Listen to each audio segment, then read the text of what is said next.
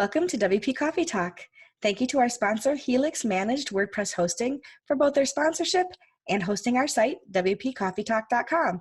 Now on to our episode. Welcome back to another episode of WP Coffee Talk. Do you know that this is still new enough to me that sometimes I forget the name of my own show? WP Coffee Talk. I don't know why I always want to say like, welcome back to the news or something stupid like that.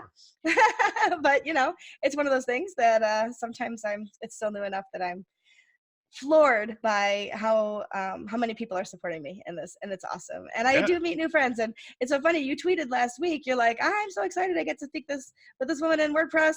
She's my new friend, Michelle Ames. I'm like, wait a minute, how do I know this guy? I have his new friend. Because there's so many of us now coming at you, it sounds like, right? Yeah, like, did I meet him at a word camp? How did I meet him? Yeah, I love it. We're friends. Why not? Absolutely. Through the magic of Twitter, we make all kinds of friends, which is awesome. 10 friends. So I have almost 200. I have over 200 followers in 3 weeks, so I'm not upset about that. That's pretty cool. It's a good thing. Well, I'm enjoying it. You're doing a great job with this. Oh, thanks. It's a lot of fun. So I'm excited to have Drew Linsalata. Did I say that right? Good job. Thank you. So Drew's here with me tonight. I'm excited to meet my new friend, Drew, on WP Coffee Talk. Drew, why don't you tell us a little bit about yourself and what you do? Sure. So I'm Drew. I'm coming to you live from Long Island. So fellow New Yorker like Michelle. And I am the founder and CEO of a company called Helix Interactive. And we are Helix Managed WordPress Hosting.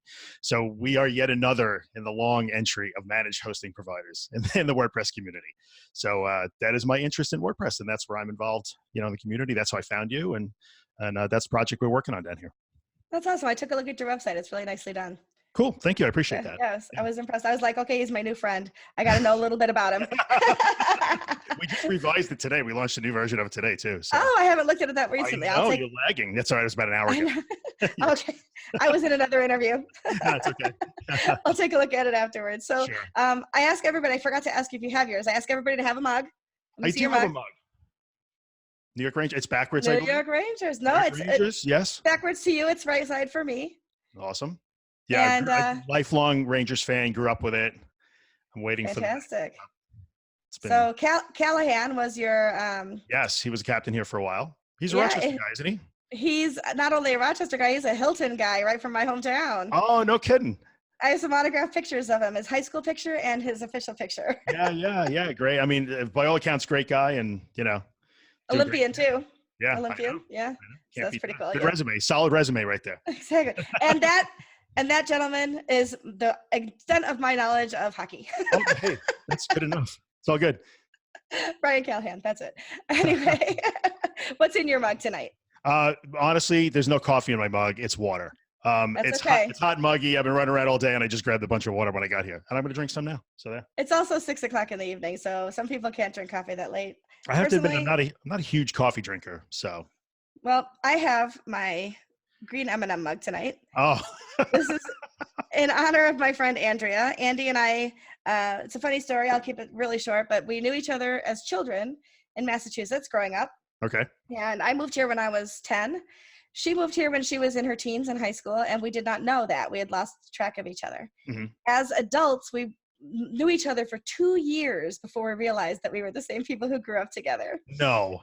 Yeah, for sure. And so Andy is a huge M&M's fan, so this is in honor of Andy tonight. Awesome. Just because I have the green M&M and I thought of her. So there you go. Yeah, so it's really fun how life does interesting things for us, right? That's a great story. It's a good one. It's a good one. Yeah. It's a longer story. It has a lot to do with karaoke, but that's for another time. Oh, sure. Nobody wants to hear that though. That's not good for anybody when I sing. I have a degree in vocal performance, so maybe I'm okay. But all right, you can make up for my shortcomings for sure. But that's not what this podcast is all about. No, it's not. So tell me a little bit about how you got started with WordPress. Sure. Okay. So I have been in the internet business since the mid-90s, the original .com craziness that went on that shortened all of our lives back then. And, we just kind of morphed from an ISP into a hosting company to a colo company back into hosting. And, that happens in this business. And so we were hosting WordPress for quite a long time. And I am not a designer. I know I have enough design skill to be moderately dangerous, but I'm not a designer, an artist, or a developer. So we were hosting a lot of WordPress, and we were solving a lot of WordPress problems for our clients. And then my personal experience with WordPress started. I mentioned I have a podcast in an unrelated field. And about 4 or 5 years ago, I decided, well, let me put together a website for the podcast, sort of in my spare time. And I decided to use WordPress, and I used it on one of our servers with, a control panel and a one-click install. And the way I wanted to work with it, I couldn't in that environment, and I got kind of frustrated. And then we started getting more and more WordPress problems to solve from our clients. And one thing led to another. My own experience trying to lock it down and be a little more secure, a little more flexible. I was getting frustrated with that. We had customers who were getting defaced on a regular basis.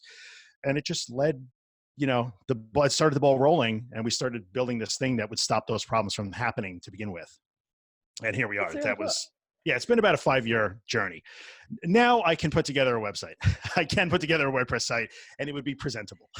That's good. That's all I will claim. It will be presentable. Well, I always say like the cobbler's children have no shoes. Yeah. I had the worst website ever, but I was building beautiful websites for everybody else. Right. I just didn't have any time to get back to my own. So Sure. I totally understand. Your customers come first. We have partners here that are designers, and we have a small studio that's attached to us here, and they're awesome, very talented. And their own website for the longest time just lagged and lagged and lagged. Same thing. Customers come first. So I get it. Yeah. And there's all that stay in your lane too, right? So like, a little bit. You do really good at hosting. Let me do the designing. Yeah, and honestly, there's other things that go along with that. Like I would never compete directly with my customers. That's not okay. And I don't need to. I don't need to be in that business, so it's all good. Right. Yeah, that's right. Exactly. That's good. And they probably trust you more because you're devoted to what you do, as opposed to diversified. That's exactly right. So I think in terms of, my place in the WordPress world, we're not writing plugins, we're not spending a lot of time at WordCamps or contributing in that way. We're starting to get more active because we've spent 2 years building Helix. So now we'd like to start contributing more to the community. But just being an expert in the systems that it runs on has been a good lane to be in. And it's paying off for us. So it's good. I love to hear that. That's fantastic. Yeah. When you think about websites, because obviously you see dozens and dozens and hundreds and thousands of them. Yes. When you look at a website, what to you is something that people don't focus enough attention on? Something that would take a good site, make it better? I think initial planning is something that almost everybody falls down on until we get into the larger projects where there are more mid-sized companies that are putting much larger sums of money into their websites. Most people don't plan it nearly the way they should, and they don't understand all the things that are going to be involved. And therefore they wind up with feature creep in their site, which means you're kind of like scrambling to find plugins and patches and stuff that sort of might do what the customer wants. And I think that's where people fall down. If they would just plan a little more, they would be able to execute their vision a little bit better, I think more effectively. And they'd also have a realistic view of what the project can't be. So I maybe not a popular thing to say on a WordPress focused podcast, but one of the things we struggle with our clients all the time are people who build WordPress websites that wanted to do things that WordPress was just never meant to be. It was just never meant, it was not meant to be a social network. Apologies to BuddyPress, but like it was never meant to be a Facebook substitute. And we run into problems with that too. So planning would be a better thing. I've worked with, I've taught classes before, and I worked with somebody who was really interested in building like the next Airbnb. And I said, I'm not sure WordPress is the right place to do that. Absolutely. We see it in real estate. We host quite a few real estate sites, and there are some decent real estate plugins that do those listings. There's almost nothing that integrates with the big backends like LeaseNet and everything, but yet we still have real estate, reasonably sized metro area commercial real estate companies that insist that they want to list 300 commercial properties on a WordPress site. And they don't understand why that could be problematic. Yeah. So again, a little advanced planning would go a long way. Absolutely. Absolutely. Yeah. What's something that you wish you knew about WordPress when you started that you've learned since then? I think I wish I knew just how wide open it is. So I understand the concept of open source, and it's awesome. Like there would be no internet without open source and the ideals behind it. I really didn't understand how much, especially in the past, I think the past few years, Automatic is doing a really good job of starting to organize it and rein it in. But it was a bit of the Wild West, and I wish I had known that. So that means you put your trust in some things that maybe you shouldn't from a business standpoint, and you learn things the hard way. So we're much more critical when we make our selections in terms of plugins and themes and those sort of things than I maybe was 4 or 5 years ago. Like, oh, Yeah. it's in the repository, it must be good. Yeah, no, not necessarily. So Yeah. that's the lesson I think I wish I had known way early on. I teach people how to look at the statistics in the repository Yeah. and make decisions based on what you see there. Oh, it hasn't been updated in 3 years. It probably still works. Right. Maybe don't use that. And we have that Yeah. conversation a lot with our Yeah. clients, especially when you have clients who come here that are moving sites from other places. Mm-hmm. Well, we're going to force an update now because you can't host here unless you're running the current version. That's what Helix does. It forces that. And things break. And they're like, well, that was okay 5 years ago. But, It's not anymore. yeah, That's people right. don't understand. I think the WordPress ecosystem is a living, breathing thing sometimes. Right. So, Absolutely. yeah. It really is. Yep. Absolutely. Yeah. When you think over, now you and I talked about you are going to be going to your first WordCamps ever this year, so that's Yes. exciting. Should be But fun. you have attended meetups before in Yes. your area for sure. Yep. So when you think back to your meetup talks and meetup conversations and things like that, what's something that kind of rises to the top as an aha moment, or like I say, the angels sang, or something that was like pretty cool? I will tell you that was probably my best meetup experience was actually last night. So that's a cool. really timely question. So there's actually a new group out here on the island that's focused on accessible and inclusive design. So it wasn't WordPress specific, but there's a room full of designers who work in WordPress and Drupal and other CMSs. To me, to see the struggle. Now, these folks who organize the meetup, they specialize in that, and they're doing tremendous work in accessible design and pushing it as far as you can go with current technology. To hear how the users, once somebody logs into that WordPress GUI or the Drupal in some cases, how they can just take a sledgehammer to the accessible parts of the design, because WordPress is not meant to be terribly restrictive. It's supposed to let you do almost anything you want to do. So my aha moment was that. I think to see like, oh, that's right. It's meant to allow somebody to make whatever they want, which is the coolest thing about it, because I dig people who build things, but in the same vein, sometimes that openness could be detrimental. So that was interesting last night, and just some great work in accessibility happening. So that's awesome. Yeah. I think that was probably my greatest WordPress related meetup moment. I love it. Yeah. Before I get to our rapid fire questions, because we still have a little bit of time, so cool. Right. So talk to me a little bit about what your customers need to know, or what do you think customers need to know when they're looking at evaluating hosting? Well, you walk into a meetup and you say, who's everybody's favorite host, and you're going to get 20 different answers. You are going to get 20 different answers. That's true. You're going to get 20 different answers, and you're going to hear about 5 companies over and over again, and we all know who they are, and they do a great job. I have no beef with anybody. I think what people need to evaluate primarily when it comes to hosting is, it depends on the customer. While we may be immersed deep in this whole WordPress thing up to our elbows every day, there is a very, very large number of WordPress users that don't even really identify as members of the WordPress community. They're really talented artists or graphic designers, and they are more than happy to have somebody install for them, pick a theme they like, throw some plugins in, and make something beautiful. They don't care about what's under the hood. And so I think you have to pick a host that, and on the other side, we have developers that are extremely sophisticated, and they're writing their own themes, and they want to do local development, and they want to push the limit of what it does. We're not that host, but if you're one of those people, you should go to somebody like maybe Pantheon, who's really developer centric. But if you are an artist and you just simply do not care about automatic WordPress updates, why they happen, why you have to do it, you just don't want to know about it, that's a different kind of host. So I think it depends, look at what the host specializes in, because I don't believe that we can be all things to all people. We could try, but I don't believe anybody's good at doing that. So now, without having, logged into as a user, because I just learned about Helix when we became friends last week. We are brand new. It's okay. No one knows about Helix yet. And so I might ask some questions that are hit or miss for you. But so I'm curious, like some of the things like who I host with right now, I could just go right down on my cPanel. So are you using cPanel? We do not have a control panel because that's part of the problem. Okay. You're a savvier user, so it's different. Yeah. But go ahead, finish the question and I'll... So I have Let's Encrypt, for example. So I can add the SSL very easily to all of my websites. Do you have something similar to that then? You don't have to add it. We already do it. So the reason why Helix has no control panel is you don't need one here. Like the Gotcha. platform does all of those things automatically for you already. Nice. So, some people get a little nervous, like, where's my cPanel? What, I don't understand. And we do about 20, 30 minutes of onboarding with them, and we teach them how the system works. And then 2 weeks later, they're like, oh, that's right, we don't need a cPanel here. So Mm-hmm. yeah, we do all of those things. You don't have to do them. We do them.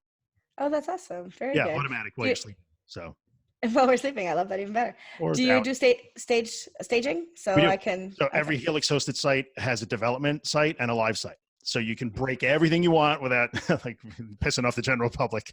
And then we easily promote live to dev or dev to live if you want to, whichever way you want to go. Right. So that sometimes is a learning process because a lot of customers don't even remember they have it and they're working in a live site and they break it and, oh, can you guys restore? And yet 90 seconds later, no problem. They're Yeah. back. But yeah, we do have a development site here. I was talking to somebody. So we do co-working here in Rochester too. Our meetup, we have meetup once a month. We also have co-working once a month Sure. for a full day. And I was talking to somebody and asking them, we were talking about hosting, and they had a problem with their website. And so their subdomain just disappeared, like literally disappeared. Okay. I logged in with them, looked at their hosting, and there literally was no files in their subdomain at all, just gone. And so I have friends all over the world. So I tweeted, direct message one of my friends who works for that company. I said, can you help me?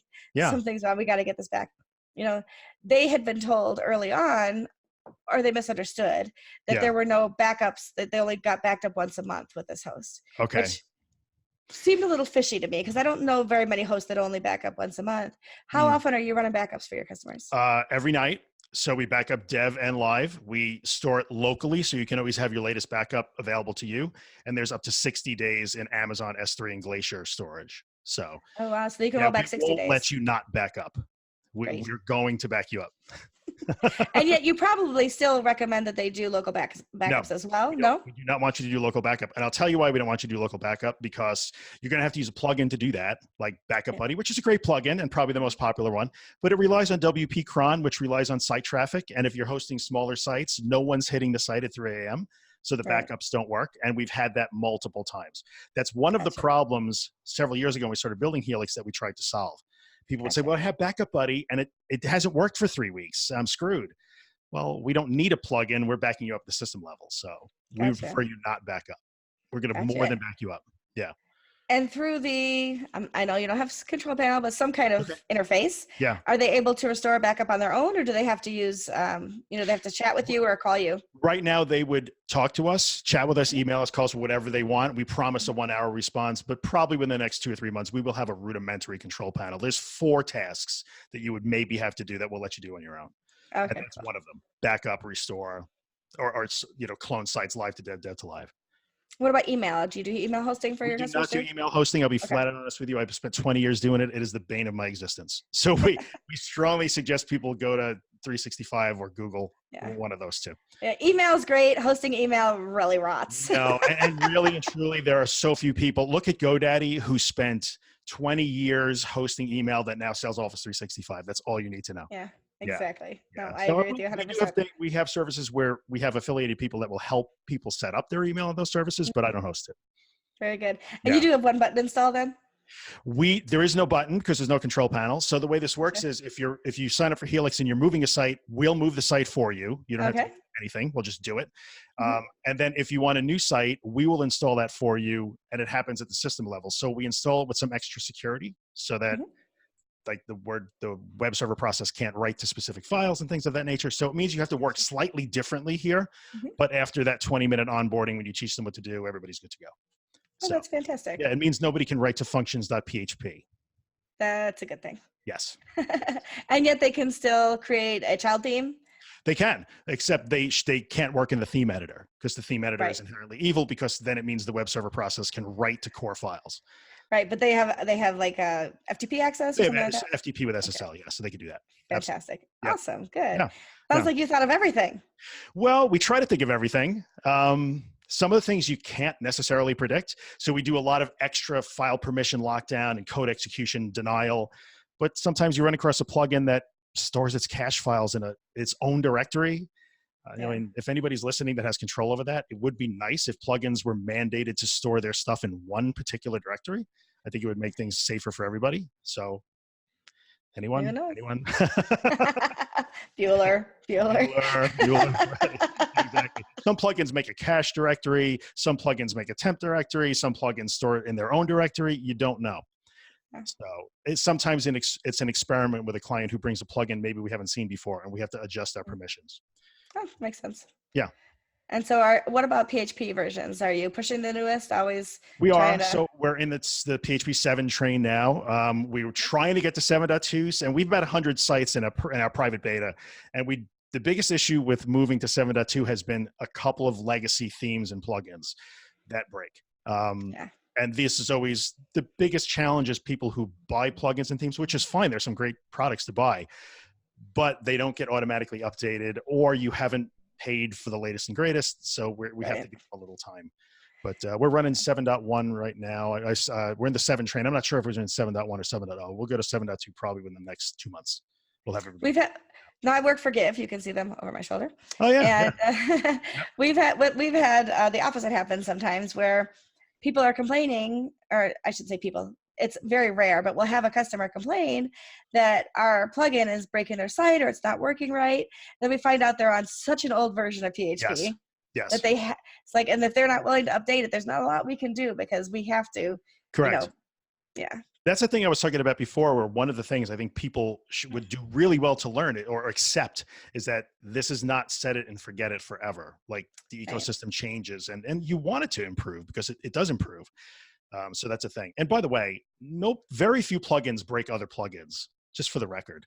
Some they don't do break, but they can cause conflicts. Yes, it happens, but it's not as common as I think a lot of people think. That seems to be a stock sort of tech support answer. Oh, it's that plugin, it's evil. Well, not that many are that evil. So. No, they're not evil at all. They just have some conflicting. That happens too. That can happen. Yeah. And on occasion, you will upload a plugin and you will get the Whitescreen of Death. So understanding how to undo that is very important. Yes, that's true. The Whitescreen of Death is still a thing. Yes. I can't tell you how many customers I've walked backwards through the Whitescreen of Death. Exactly. So we have a rollback procedure that works out pretty well. We may add rollback to that customer-facing panel, but the way our customers kind of rely on us to sort of catch them and have their back. Yeah. We won't host 100,000 sites here. That's not our aspirations at all. So we can handhold a lot. And so when that happens, we tend to want to go and look to see exactly what happened. This way we know this is what happened when you install that plugin. Give us 5 more minutes, get it out of the way, you're good to go. So, awesome. I love it. Yeah. Good customer service. So that sounds like you guys have really kind of thought about the customer and how they would need to interact with you. And I think that's awesome. Well, we know who our customer is. They're much less technically savvy. They need someone to sort of watch them, and we'll do that. That's fine. I'm good with that. Yeah, that's great. That's great. Yeah. Okay, I'm going to move into what I call rapid fire. I just call them that because there's a whole bunch of them, but you can take the time that you need to answer them. Sure. So I know that you're not, I'm not going to say you're anti-plugin because obviously there's plugins. You're not anti-plugin at all. I'm not anti-plugin at all. So it's just that there are certain plugins sometimes that aren't necessary. And I agree with that 100%. Yes. But when if you were to recommend 2 to 3 plugins that you think are, not necessarily must-haves, but really useful plugins for the general public, what would they be? Gravity Forms is my favorite form plugin. I know there's the holy war between Gravity Forms and Contact Form 7. I'm a Gravity Forms guy. What can I tell you? I like it, and I think most sites are going to use it, so I'm a fan. We're going to make you use the Varnish Purge plugin because we have a transparent caching layer in front, and that will be your friend one day when you can't figure out why this page is not updating. So I think that's a great plugin. And if your host is supporting that and offering that, you need to have that. And there's so many other good ones. Aside from those 2, I got to say WordFence, even though we have a tremendous amount of security already built in the platform, WordFence is still pretty valuable. I mean, just the data that they gather. So I'm a WordFence fan. Awesome. Yeah, just because that tremendous neural net of learning that they've got going on, it gives you a lot of insight into what you should be looking for. So I like WordFence. Yeah, I'm a fan. That's awesome. Very good. Yep. At any point along your WordPress journey, whether it was when you're first getting started or just any point at all, have you had a mentor, and who was that? I can't say that I've had a mentor. I did not. So that's okay. It's a really good question. Not everybody does. Yeah, I did not have a WordPress mentor. I'm sorry. No, don't apologize. It sounds like you've gotten exactly where you want to be with or without one, so it's all good. Yeah. But who's somebody that you admire in the WordPress community, and why? I would have to say, and I've only had very limited contact with him, but the dude that wrote WPCLI, Daniel Buckhuber. I always say his last name wrong. WPCLI is such a great tool. We use it for a lot of different things. And, you know, I can't imagine that he wrote that. Sometimes I'm still amazed at open source, right? I still can't imagine that it's a thing. Really? Hang on. Windows has decided that now is a good time to do this? We're at an update. Yeah, no, I don't think so. Pick a time. Yeah, way later. How's that? So Daniel wrote WPCLI. It's a great, great tool. He put it out there just in open source with no benefit to him financially. And I really admire that because I think it made a huge contribution for guys like me. Yeah, that's true. Most people, I think, might not even know what it is, but I'm sure the average user won't know. No, the average user, maybe your listeners know what it is. Our clients have no idea what that is, nor would they ever care. But for guys, it's very, very convenient. It's the command line interface. So it's if you're watching this and you don't know what it is, look it up. It's the command line interface. If you're used to using the dashboard, then you're not using WPCLI. Exactly. And the dashboard is totally fine, but there are some things that are just so much easier to do in CLI. So exactly. Shout out to Daniel. Great job.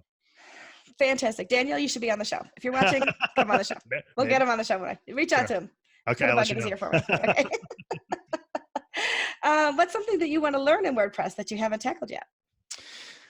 I don't think it's WordPress specific necessarily. Well, if it's WordPress specific, I would love to be able to write a plugin or two. I don't know what they would do yet, but I keep promising myself that I'll learn to do that at some point. But I promised myself I'm going to learn a lot of things. I'm learning Norwegian now just for fun. Oh, so yeah, well, okay. It's actually been cool. So one day I'll sit down and learn enough to write a plugin that does something moderately useful. I don't know. There you go. Start with Hello Dolly, pick another song. That might work, sure. People are tired of that song at this point. Yeah, a little bit. What's the first thing you want to install when you put in WordPress? Hello Dolly. Hello Dolly, yeah. Or don't. I can't tell you the number of sites we get that are 3 or 4 years old. Hello Dolly is still hanging out. Hello Dolly, yep. And howdy. Yeah. It's always says howdy when I log in. Just for like old time's sake. There you go.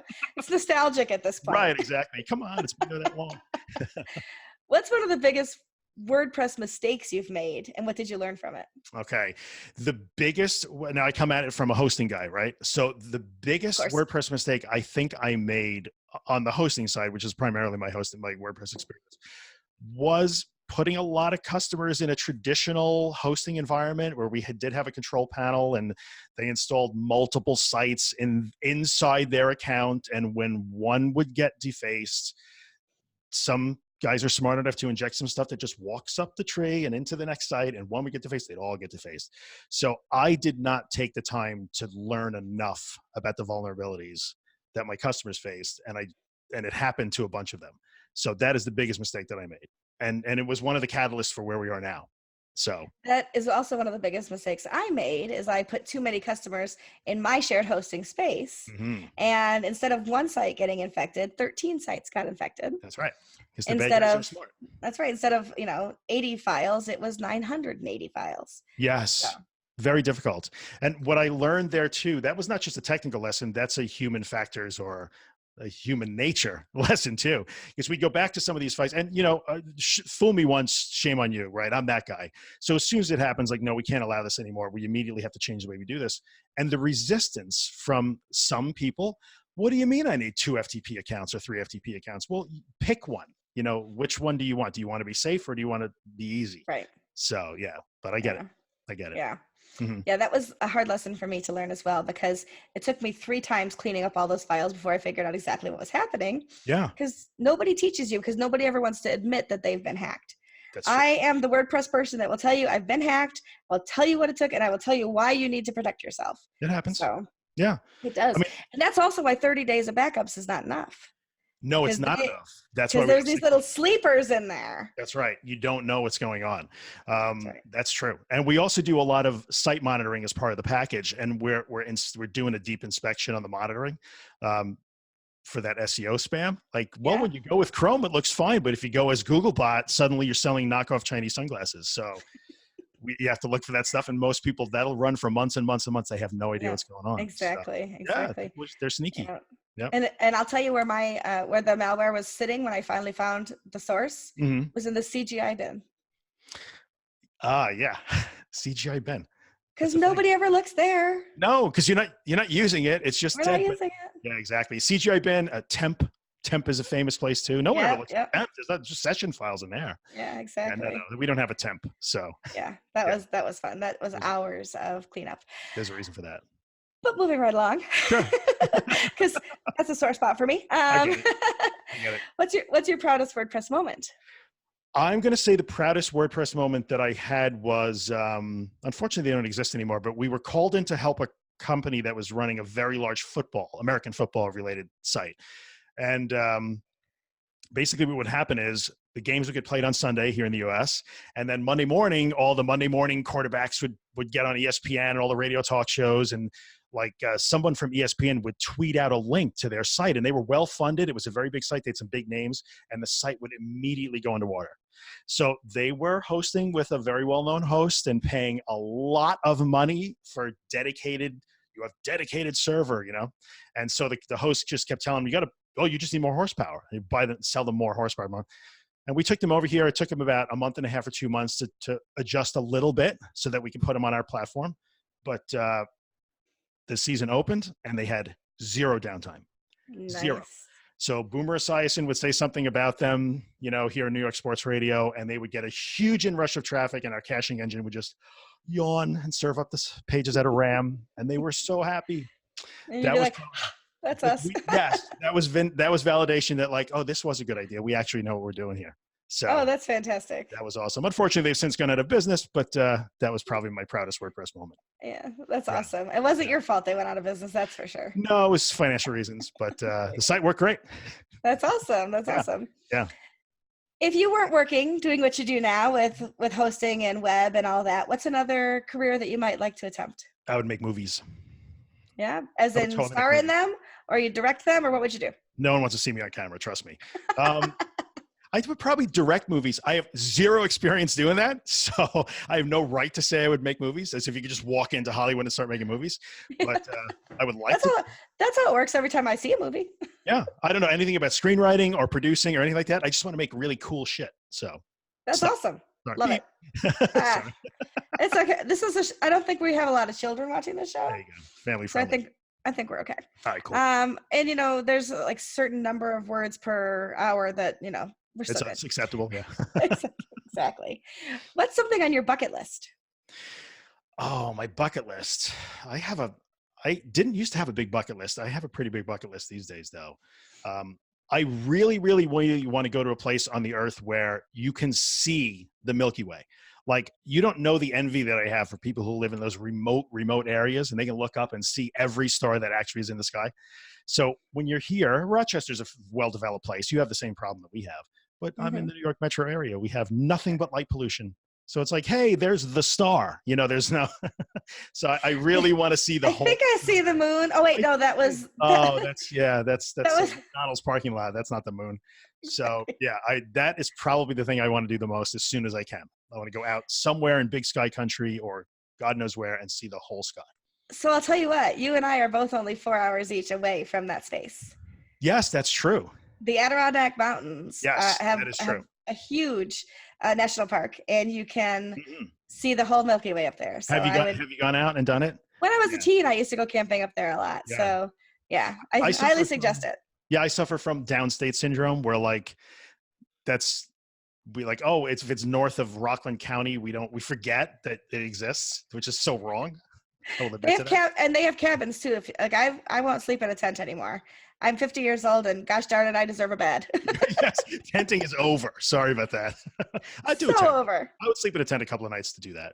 Okay, and then your chiropractor would see you the next week. All right, so I'm going to the Adirondacks. It's a deal. I'm out. All right, sounds good. I can't wait to see the pictures. It's gonna be great.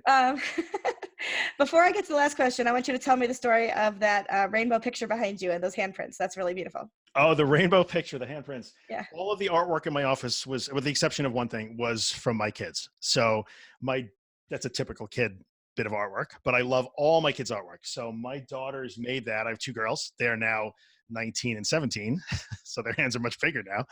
But they made that for me many years ago, and it actually was at a time that I I was involved in some business things that were really difficult, and I was struggling with certain things, and I was not in a good place. And I moved into a new office, and they made me that to hang on the wall. So now that goes with me everywhere.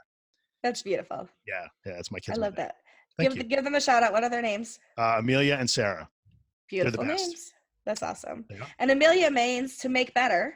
Yes, Amelia, right? And Sarah means princess. That's exactly right. So that's wonderful. And she does not let me forget that. I bet. That's awesome. I love that. Yeah. Okay, so second to last question is show us or tell us about one of your hidden talents. One of my hidden talents. Let's see. I am a musician, like a quiet closet musician though. So I was like kind of a big deal in the brass world way back when. I played brass instruments. I was a French horn player. Oh, me too. See, there you go.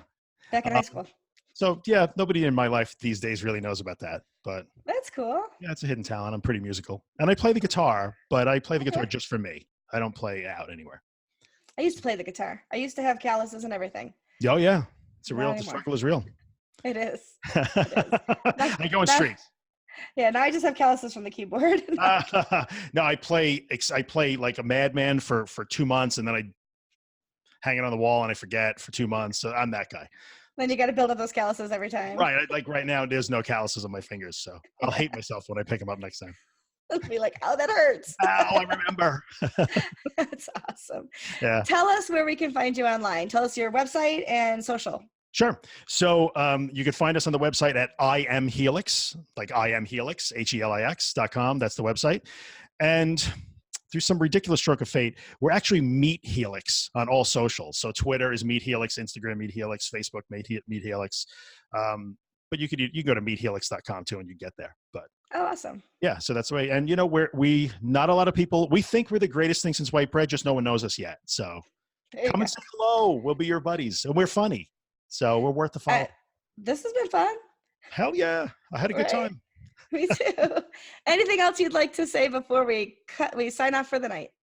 No, I think I'm actually really enjoying listening to the podcast, and I like that it's just you hanging out with people that you seem to dig, and it's very entertaining. It's super cool. So awesome. Yeah. I love having me on. It was great. Oh, it's my pleasure. I like to say that I have lots of friends that have, signed up to be on the podcast that I've known forever. And I have lots of friends that I'm meeting for the first time. Yeah. It's all good. So I'm happy to be one of them. Yeah. It's really good to know you. And I'm hoping we run into each other at a WordCamp sometime, maybe this year or next year for sure. Maybe I'll come to Rochester. We would love to see you here. That'd be great. Thank you, Michelle. Well, say goodbye to everybody. Bye everybody. Podcast world. We'll see you next time. See ya.